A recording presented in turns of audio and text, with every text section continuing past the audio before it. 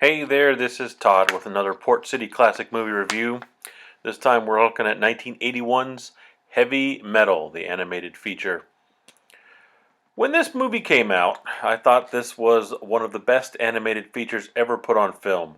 Awesome rock and roll soundtrack, great action scenes, a lot of animated naked women, and what else did you need from a film? Really?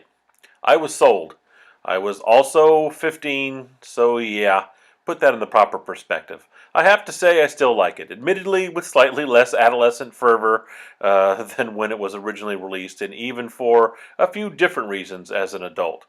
Age, experience, and more balanced hormones can make it tougher to overlook some of the weaknesses. It can also cast a light on some positives that can get overlooked. That's how it is with me for this film. With maturity, I do now admit that the basic storyline is a semi-thin excuse to string together examples of the types of stories that could be found in the pages of the magazine that shares its title with the film. Are the stories themselves enjoyable? Yes, definitely. It's just that the thread used to tie them all together was a bit flimsy at times.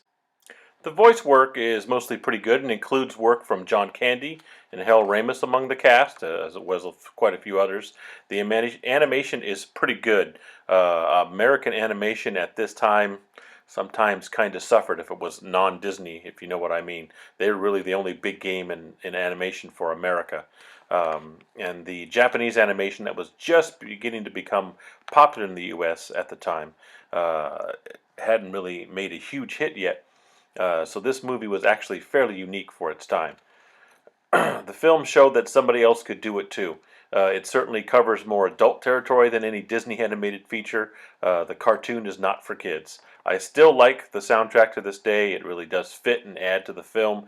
The original score by Elmer Bernstein is, in itself, not too bad.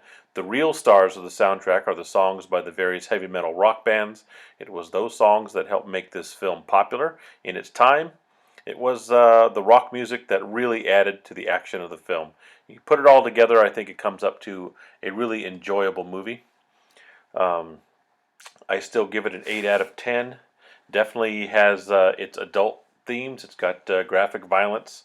Of course, all of this is animated, but still graphic violence, heavy language, graphic nudity, some substance abuse thrown in there. I said 16 or over should be just fine with it.